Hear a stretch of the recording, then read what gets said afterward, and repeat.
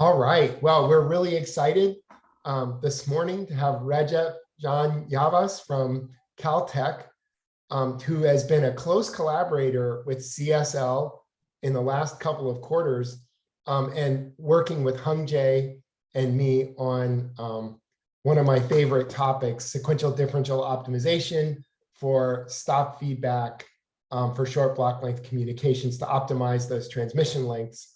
And that has been a lot of fun. And actually, Recep is just like Hung Jae, is getting ready to graduate and enter the world of post-PhD life. And so this is sort of one of his warm-up seminars. And he's doing us a special favor today by giving us a seminar really customized for the needs of CSL. He's going to be introducing us to some tools that Hung Jae and I found indispensable in the SDO work that we did with Recep. And I believe they're going to be useful to many of our researchers. So we're recording this talk, and I think it's going to be one of those things that's going to serve us well for years to come. So I really am grateful to you, Recep, for coming to talk to us. And at this time, I'm going to turn it over to you. So go ahead, Recep. Thank you very much. I will just share my screen and start. You can see it, right? Yes. Okay. Okay, thank you very much for the nice introduction. And I'm particularly excited to give this talk because this is actually my first time giving a talk outside of my university, Caltech. And thank you very much for making this happen.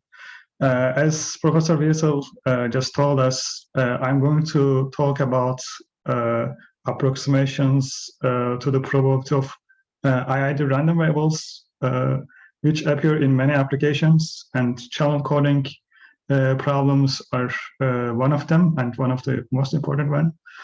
And for example, whenever we have an IID random code ensemble, the sum of IID random variables come up, and if you want to have tight achievability bounds, for example, we really need to get that tight bounds for that probability of sum of IID random variables.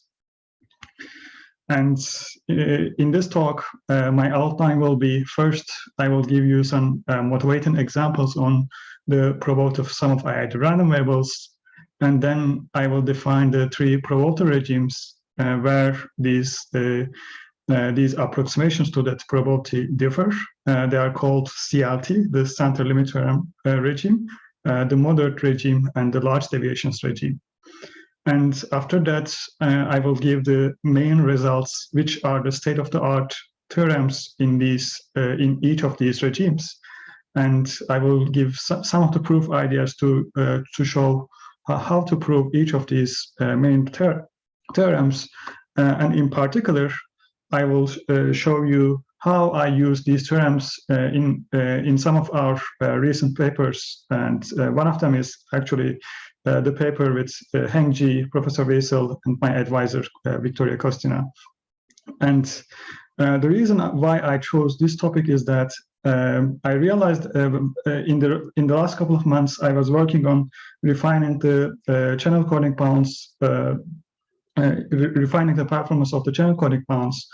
And while doing so, I discovered and studied these tools and realized that even though there's this very immediate connection between those tools and our problems in information theory and communications, these bounds are these tools are not really popular in our field. Therefore, I really wanted to make this as a tutorial on this state-of-the-art bounds on the sum of IID random variables, which you might be familiar with. They're known for almost 50, 60 years. And let's give our example. In this talk, I will denote x1 up to xn as the IID random variables, and I will denote their sum by Sn. And as I mentioned, we will be interested in the CDF of Sn, which is the very basic setting. And let's focus on the first toy example, if the random variables are binomially with parameter p, then we all know that Sn is distributed according to a binomial with parameters n and p. And in that case, what we know is we can express the probability mass function of Sn. So it is the binomial distribution. And if we are interested in the CDF, then we just sum from k equals 0 to x, and we are done, right? But here there's actually a problem. For example, what happens if n equals 1000 and x equals 300 and p equals 1/2? I didn't write it here, but because of this, p is 1/2. So we already have an actual exact formula for the probability that we are looking for. But here we actually have a problem. It is because if you insert this formula to MATLAB, it will cause some problems because MATLAB cannot really compute 1000 chooses k very accurately. So it is a very huge number, and MATLAB always uses Stirling's approximations to that. So it seems that even though you have the exact formula for the probability that you are looking for, if n is large enough, all you can hope for is actually an approximation. And then you can ask, why not deriving some approximations for any random variables, not just binomial random variable? And another problem is that even though you have known the PMF, there's actually some of many small values here, and in numerical computations, this is also problematic for MATLAB. So you need to be very careful about how to calculate this sum, even though it looks very simple. In the actual computation, numerical computation, it is actually not so straightforward. So the lesson from this example is that if n is large, the best we can hope is actually an accurate approximation of the probability that we are looking for. And we can actually calculate the distribution of the sum, Psn. It will be obviously n times convolution of Px, the distribution of the summand by itself. So for example, the distribution of sum of two IID random variables can be written like this, but even this doesn't help us very much, because if we have convolution of n random variables and distributions, it will be not very straightforward to compute it. So first, I will define some notation, and I will define the notation. For the random variable x, I will denote mxt as the moment generating function, which you might be familiar with. And the characteristic function is t is replaced by I times t, and I is the imaginary number, imaginary units. And the cumulant generating function is denoted by kxt, which is the logarithm of the moment generating function. And if we expand this cumulant generating function as an infinite series, we have this kappa i's, and kappa i's are called to cumulants.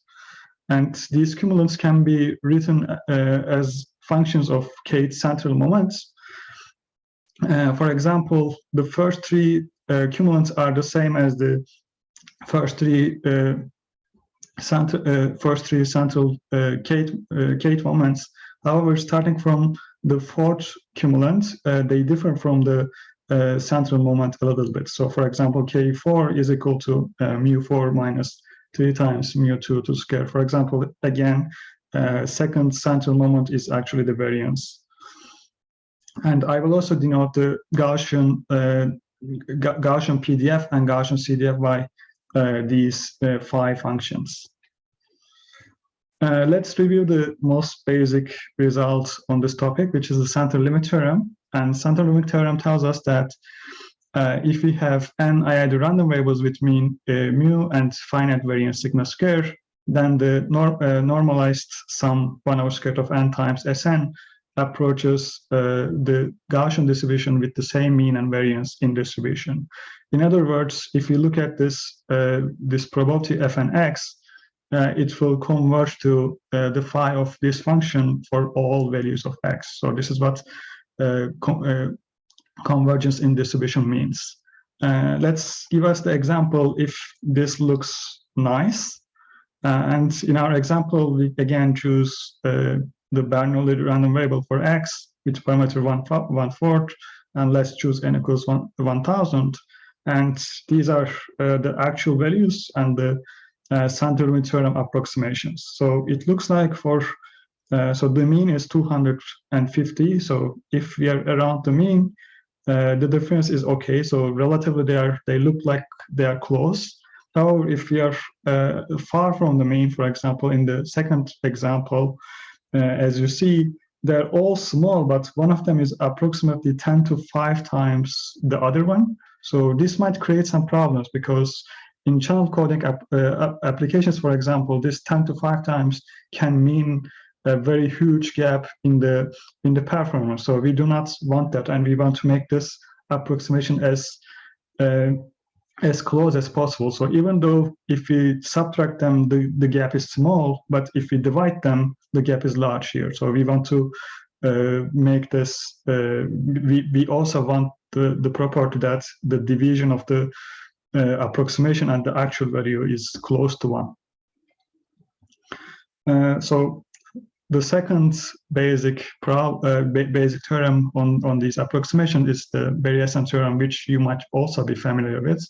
And Berry-Essen theorem gives us the non-uniform bound on the Fnx, the actual probability, and the Gaussian distribution phi x.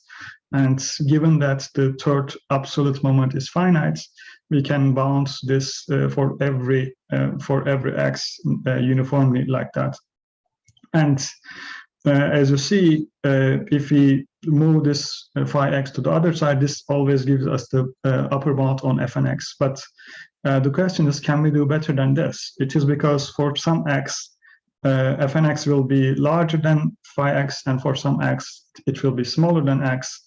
If we can have an approximation that is non-uniform in x, that will be more accurate, obviously.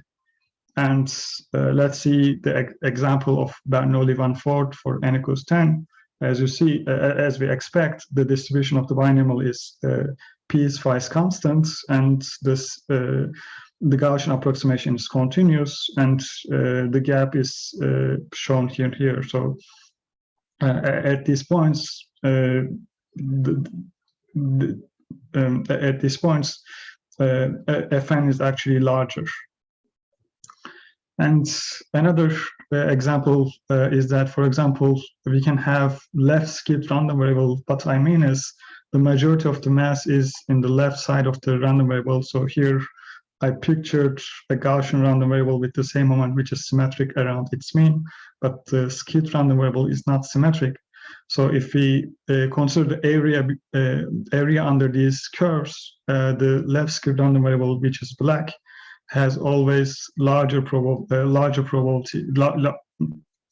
CDF, because if we try to sum from the left side, there will be additional parts from here. And left skewed random variable also means that the kappa is less than 0, which means that if kappa is less than 0, then Fn should be larger. And the first expansion that I want to give tells us about this. It is called the Edgeworth expansion.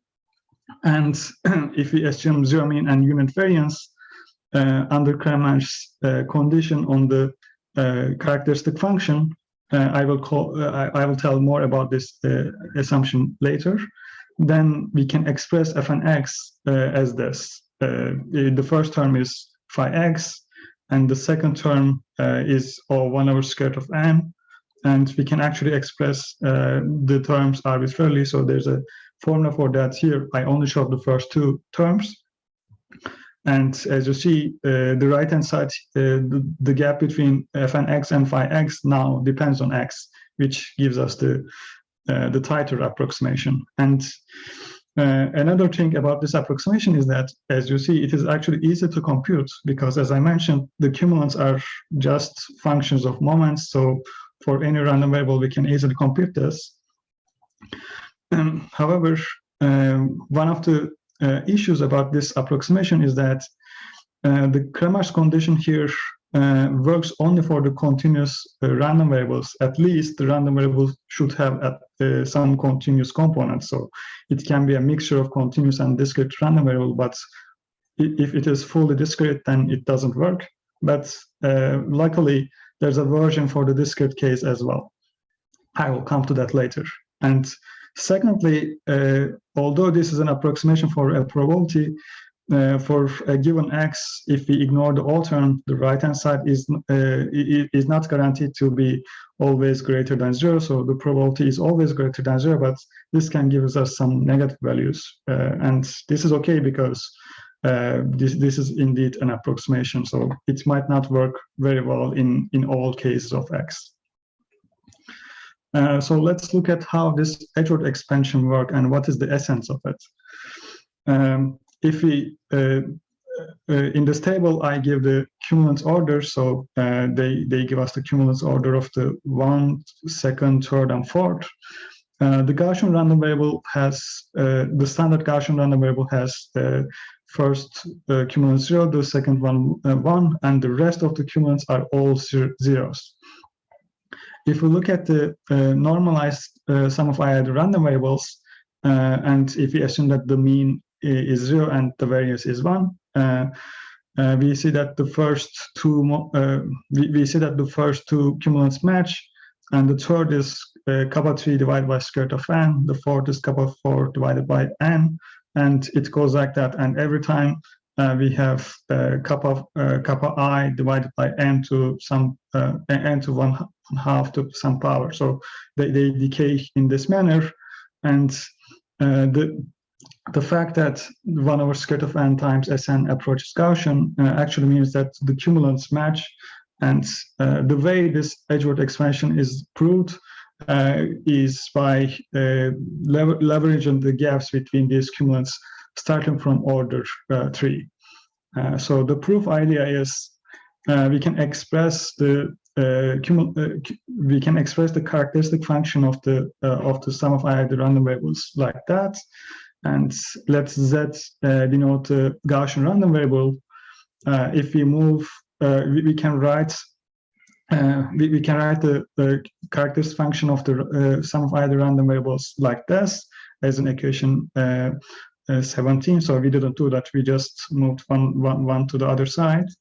And if we continue, the term that appears here, I2 to k times mzit, it is actually a Fourier transform of this operation. So here, dk is the kth derivative, and if we apply the inverse Fourier transform, then we see that we have this approximation for the PDF. So here I assume that it is it has a valid PDF, so it is a continuous random variable.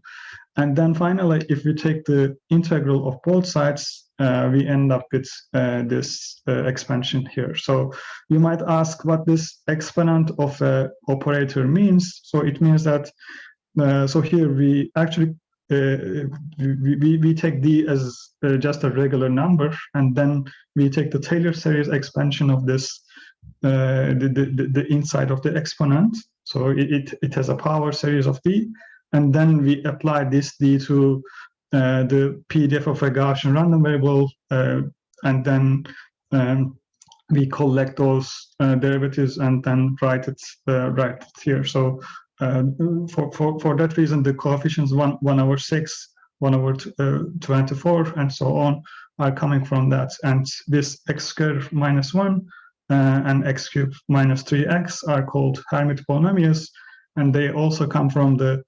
kth derivative of a PDF of a Gaussian random variable. And this idea can actually be generalized to other approximations as well. So for example, we can have a random variable that is not approaching Gaussian random variable, but an arbitrary random variable, let's say chi-squared random variable. Then the idea is still the same. So instead of having the phi x function, we can have the PDF of the distribution that the random variable approaches. So in that regard, we don't even need to have IID random variables. The only thing we need to have is the structure, something like this. So the cumulants should be similar in that sort. And now I will define the three regimes that I am referring to. If we let x to be a constant and let n to go to infinity, we will like to know the asymptotic expansions for these three probabilities. All of them are in the same form. The only difference is that the value that we evaluate this probability is asymptotically different. If that value is square root of n times a constant from the mean, then the probability becomes a constant, and the first term will be phi x, as I just showed in the Edgeworth expansion. And this is called the center limit theorem regime. And if the target is n times x away from the mean, then this is called the large deviations regime. And in that case, the probability that we are looking for will be exponentially decaying with n. And finally, we can also consider the last regime, which covers actually everything in between these regimes. So, so we can write it as Snx is greater than or equal to some Gn times x, and Gn here can be anything that is larger than or equal to square root of n and smaller than n. In that case, if you compare the probabilities of the right-hand sides, this will still give a probability that is approaching zero, but it will be not as fast as this exponential decay of large deviations. So the moderate deviations, as the name suggests, actually covers everything between center limit theorem and large deviations. And in the applications of moderate deviations in channel coding, what we observed with Heng-Ji is that the approximation in moderate deviations are actually working quite nicely in the short block length regime. So in the short block length regime, our error probability is neither too small, neither too large. It is actually in the moderate, and therefore it is actually quite working nicely in that application. So I will come to that. So this is the moderate deviations version of the tight approximation that I am referring to. If we again, I am assuming zero mean and univariate random variable of IID random variables, and if we let x to be all square root of n, then it means that Gn is all little square root of n. So the notation is something different. It refers to this moderate deviation regime that I am referring to. Under this case, if the Cramer's MGF condition, which says that the MGF is finite around the mean for all t less than or equal to t0, then we can have this left and right. So the first one is the right tail approximation, and the second equation is the left tail approximation, and we can have this approximation in this case. So what does this approximation tell us? First of all, this is still an easy to compute formula. It is because all you need to do is to compute the first three moments or cumulants of the random variable, then you are done. So you can apply this bound and get some nice approximations to the probability that we are looking for. And secondly, the difference between this assumption and the assumptions of the Edgeworth expansion is that this Cramer's MGF condition is something stronger. It requires all the moments to be finite. On the other hand, the previous approximation requires only the first few cumulants to be finite. And another difference is that this approximation applies to both discrete and continuous random variables, so it is very general. And the third difference is that the penalty term from the Gaussian approximation is actually here multiplicative. So if we ignore the all term here, what we have is a Gaussian CDF times an exponent, which is always positive. So it is nice that this approximation always gives at least a positive number. And thirdly, as we see, the first order approximation also depends on kappa 3, which is the third central moment or skewness. This skewness term actually determines the first order approximation, and it plays a lot of role. And I will show that in the channel coding problem, this third order moment also appears in the third order approximations in the moderate deviation. So it is quite important, and knowing this third moment helps to get better approximations. So here I'm showing a result from Hengji and I's paper, which we submitted to ISIT. So here in our approximations, this I function is the sum of I random variables. Here it is binary input AWGN channel information density. What I wanted to show is that in some cases, as I showed Petrov's, the Edgeworth expansion try to get below 0, but the Edgeworth expansion is always larger, and depending on which regime we are looking at, in some of the times the Edgeworth expansion is more accurate. In some of the times Petrov expansion is more accurate, and this really depends on how far away we are from the mean. And I will add one more theorem to this. I will discuss Colossus continued correction for the Edgeworth expansion.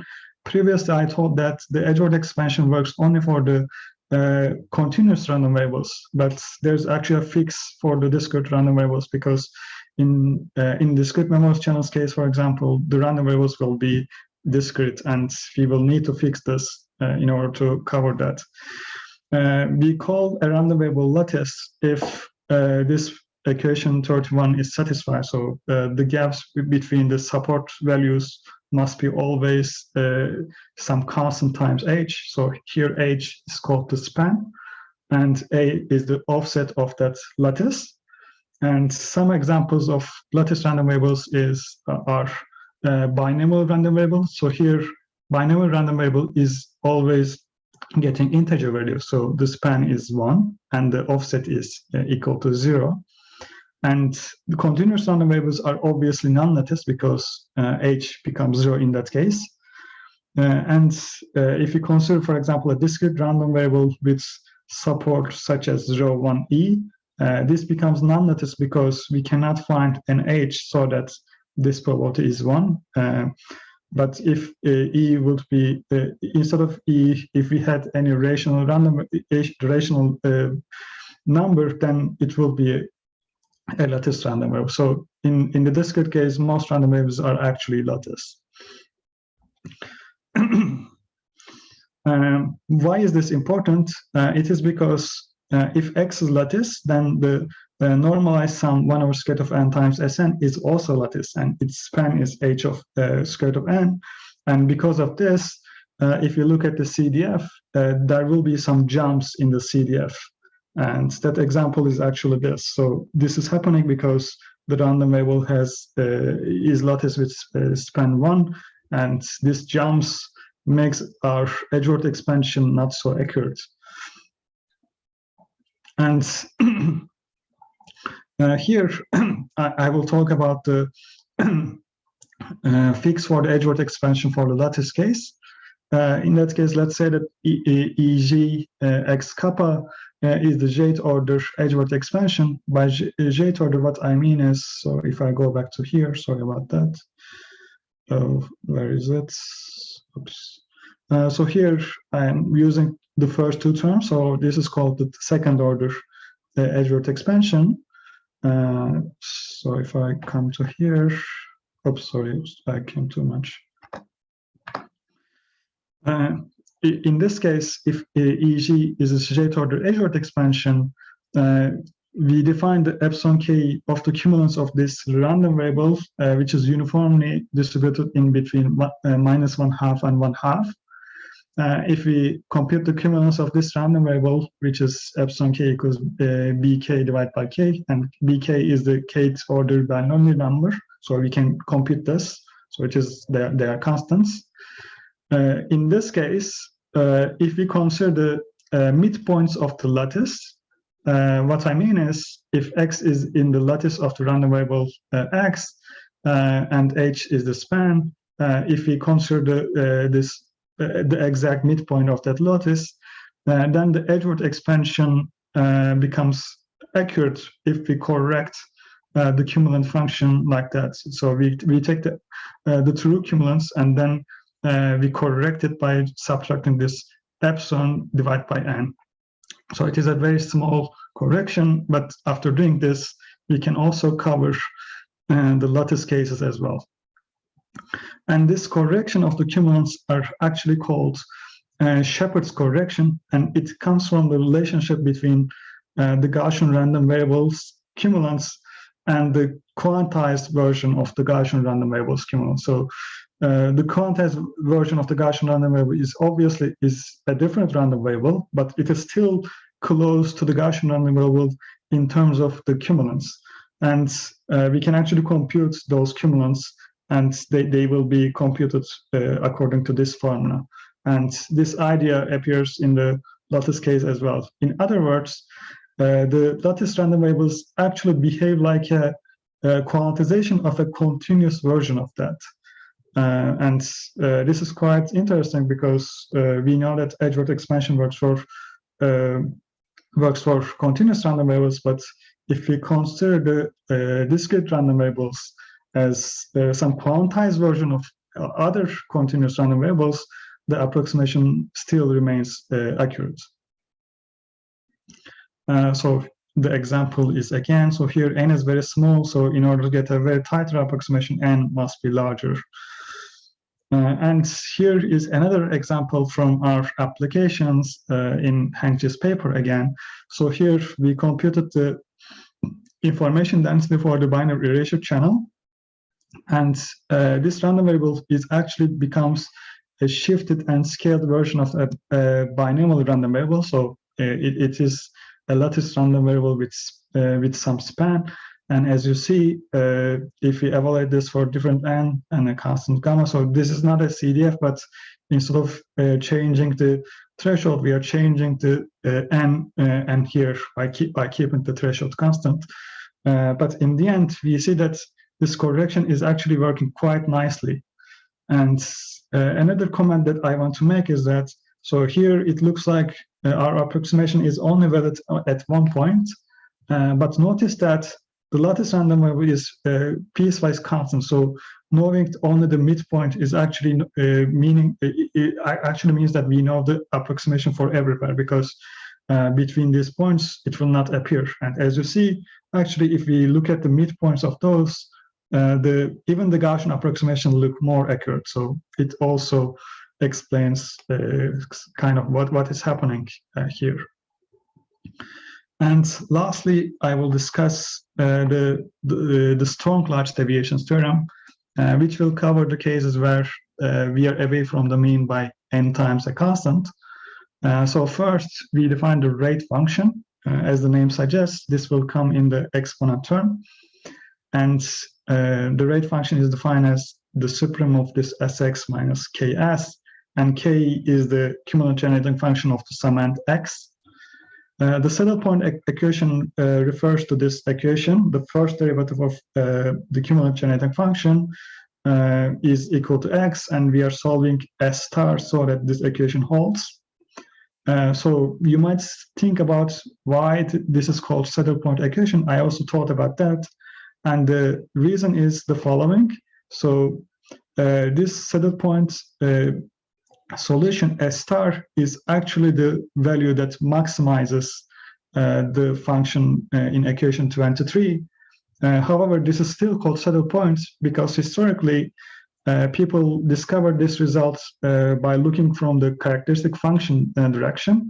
In characteristic functions, as you know, we have complex functions, and whenever a complex function is differentiable, it puts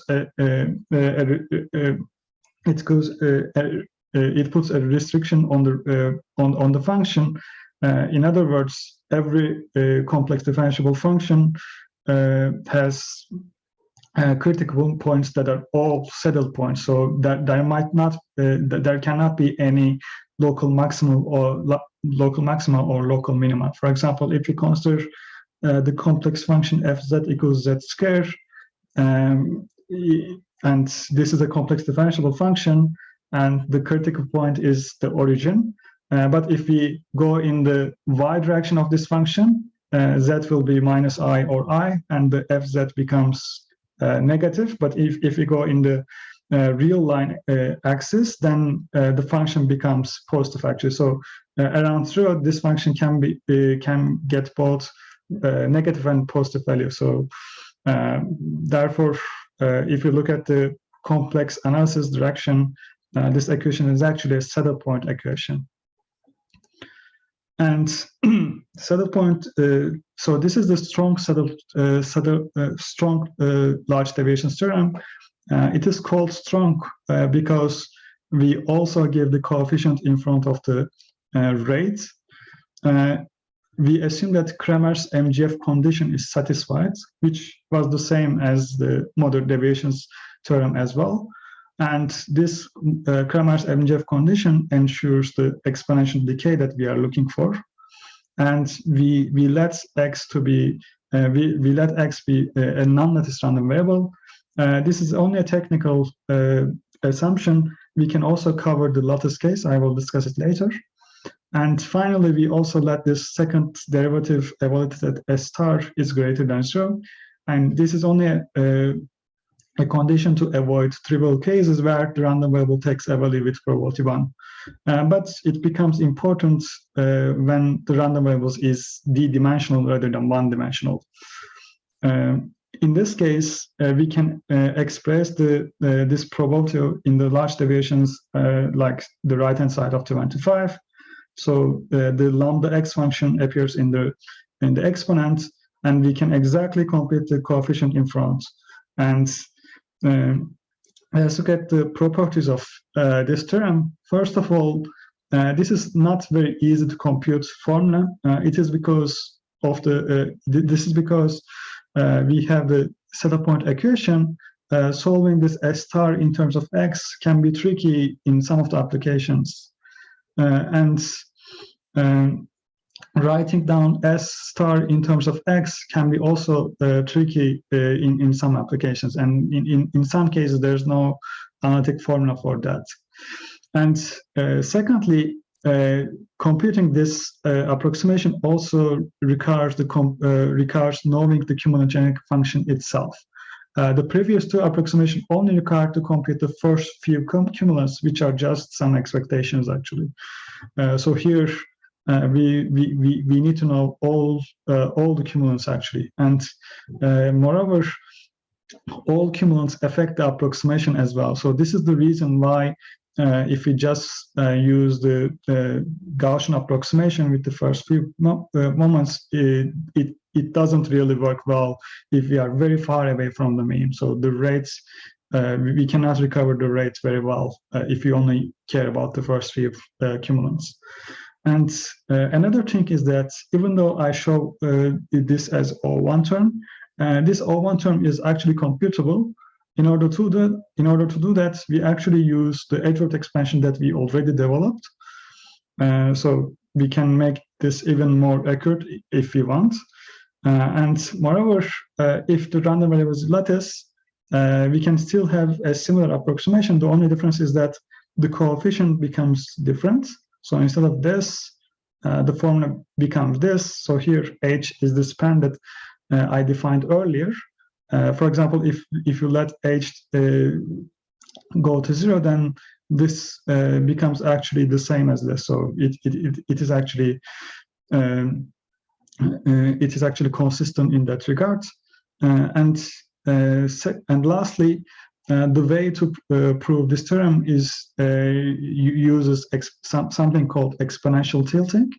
I will describe what exponential tilting is. And I only have a few slides, so maybe I want to skip this because I want to show some applications in the in an actual channel coding problem. So let's look at what we can do for the channel coding problem. So Polyansky's dependence testing bounds uses a threshold decoder, and under this decoder, we can bound error probability like this. So here, IXN, YN is the information density of the true code word, and IX bar and YN is the information density of a code word that is not transmitted, which is independent of XN. In this case, what we need to do is we need to get tight bounds for each of these probabilities, and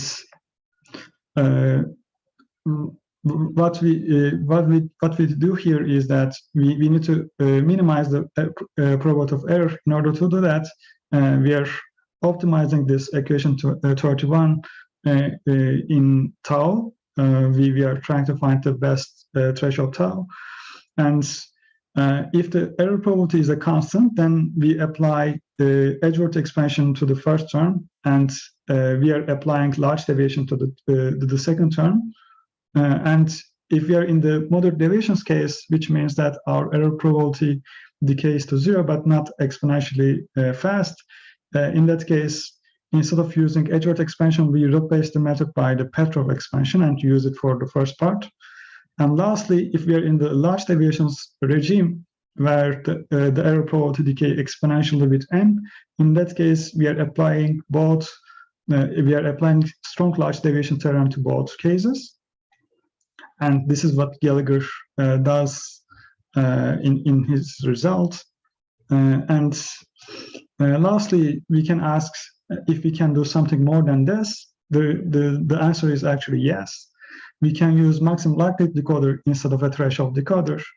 And Polyansky, I, and Molan show this in different papers, is that we can bound to error probability of the IID random code ensemble and maximum likelihood decoder like this. So if you compare these two bounds, the first one is the same, so we still have a probability of I, X, and Y, n less than tau.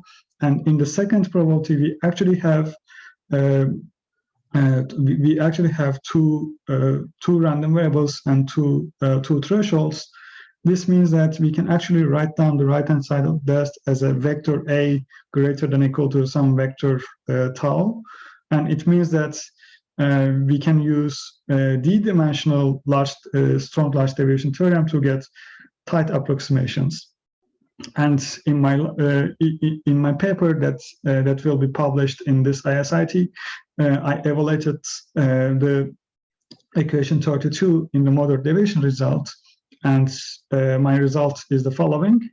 So if the channel is symmetric and there's also an assumption, a regularity assumption on the channel, which is a singularity assumption that I do not have so much time to explain what it is. Under that condition, if we are in the moderate deviation regime, such as error probability is equal to 1 over n, we get this asymptotic formula.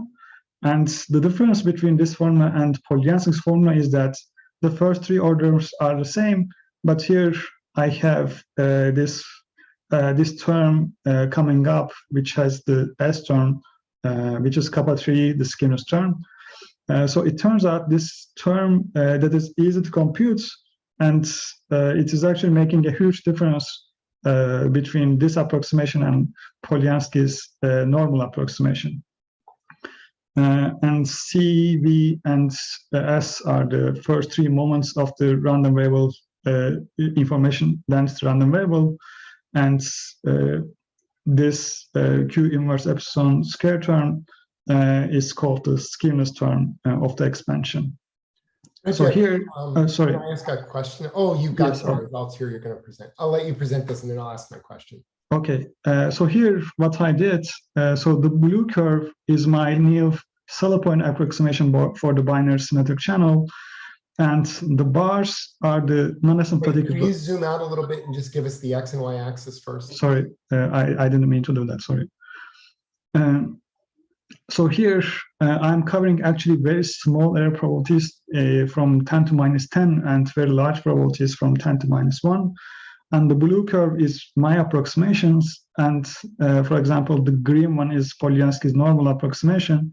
And the bar terms are the non-asymptotic bound that we know their upper and lower bounds for the performance that we are looking for. And as long as it is in between these non-asymptotic bounds, we cannot say more than that. And as you see, my blue curve is always in this converse and non-asymptotic converse and achievability bounds. And in some cases, for example, saddle point approximation becomes not accurate. Normal approximation is not very accurate in this regime because block length is too small, error probability is also too small, it doesn't work anymore. So it works, but not so accurately. And it seems that using a moderate deviations approximation is actually working very nicely in channel coding. And this is also what we observed in Hengji's paper, where we combined Edgeworth expansion and Petrov's expansion and get some very accurate, nice results on the VLSF codes. Thank you very much. So this is the end of my talk. Thank you so much, Recep. Let's start out by giving Recep some applause. I'm going to go ahead and put my applause there in the window. But I want to, can you stick with the plot for a second? This actually, I want to ask a couple of questions that directly relate to our, so this is so important to what we're doing in the lab. So for example, Jacob right now is we're using the saddle point approximation because we know that the normal approximation was not tight enough for the short block lengths that we were studying. But Jacob, I think that we really want to look at Recep's new bound because I think it's good, but it's also, if I understand correctly, your blue bound really isn't that complicated to calculate. So it is extremely, so in terms of MATLAB's computation, the blue curve is just one formula. So it is just this formula. So we compute the moments once and it is done. So it is instantly. However, for the saddle point approximations for each point on this curve, we solve some optimization problem recursively. So in terms of computation, one of them is 100 times more than the other one. So saddle point approximation are very difficult to parse, difficult to understand, and difficult to compute. On the other hand, my moderate deviations approximation is very, very easy formula like this, and still it is very, very accurate. Yeah, so this is actually super important. This result that you have is a result that we could use like right away in our group on like Linfeng. We could also use this for our past work. And that leads to my next question. So Recep, one of the things that we're hoping to do, in fact, I'm going to meet with Linfeng later today to discuss, is applying some of our short block length coding ideas to optical channels that require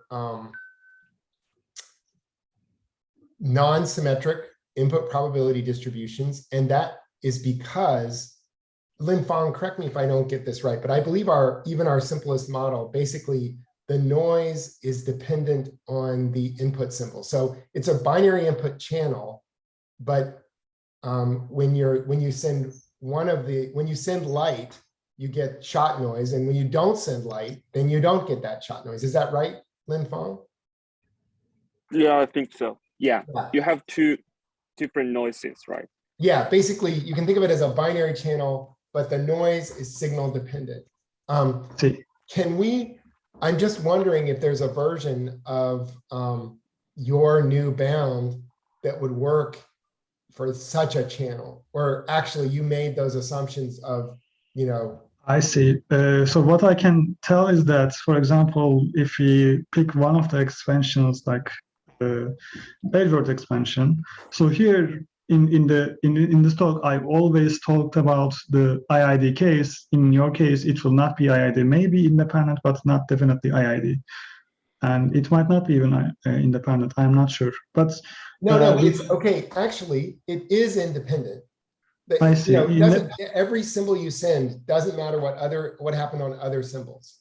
Sorry. I see. Independent. And they are identically distributed. It's just that the transition matrix is. I see. There are some versions of this for the independent but not identically distributed, and actually the first two terms still work, and you need to be careful about the higher order terms. And actually, they are. it is identically distributed. It just depends on what the signal is. In other words, each time I transmit, the noise is signal dependent in the same way. I see. I see. Regardless of that, I think it can be applied. This is because these approximations only use the fact that the cumulance of the actual random variable that we are looking for is something close to that of Gaussian random variable. So it can be something like it becomes this in the IID case. It can be slightly different in the independent but not identical case.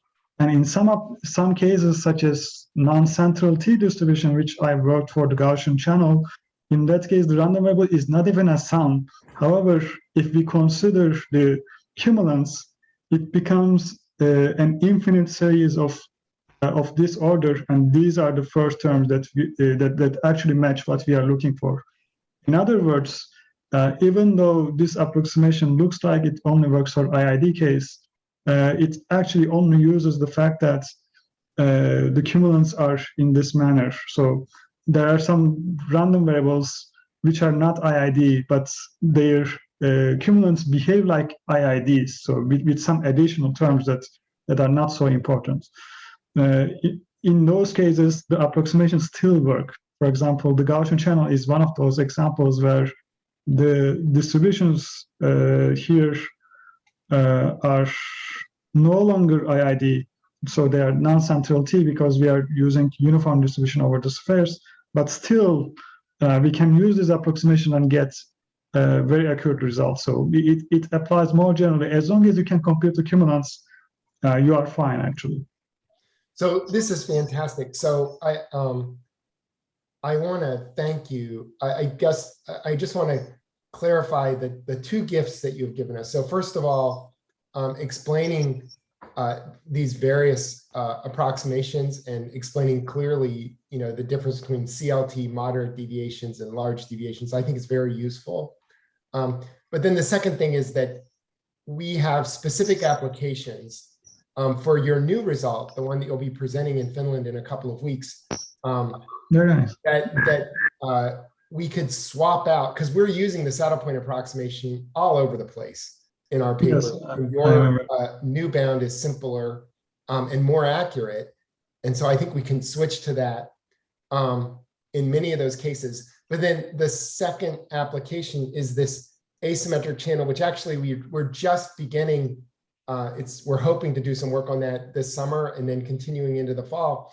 But I was thinking, Lin Fong, if you happen to be available before you head off to Samsung, maybe, and Recep, if you're available, if you guys could just meet for an hour and just see, because what I hear you saying is it's not really that difficult, but there might be some small issues that need to be worked out. And if we could get, I can imagine, yes, the Yavas approximation for the optical channel that we're going to be working on at short block length, I believe that would really set us up, because that's kind of like, we've turned the crank several times now. We need to get the bound on achievable rate, and you would provide us with that, and then we need to make some adjustments to our algorithm, a new distribution matcher, and then find the right convolutional code, and then find the right CRC, and then we'll have a paper. So, and I believe we'll have the best optical channel short block length results, but having your curve would allow us to show that. So anyway, I'm so grateful to you. At this point, I'm gonna go ahead and stop the screen sharing. And I know several people had to go away, as I mentioned, for their, you can stop the screen sharing. Let's let everybody go back to gallery mode. And we'll just, thank you one more time. Thank you so much, Recep. You're welcome. I hope that it was something new to you, so I'm not very sure. These are some known results in the math field, but not so much in the information theory and communications.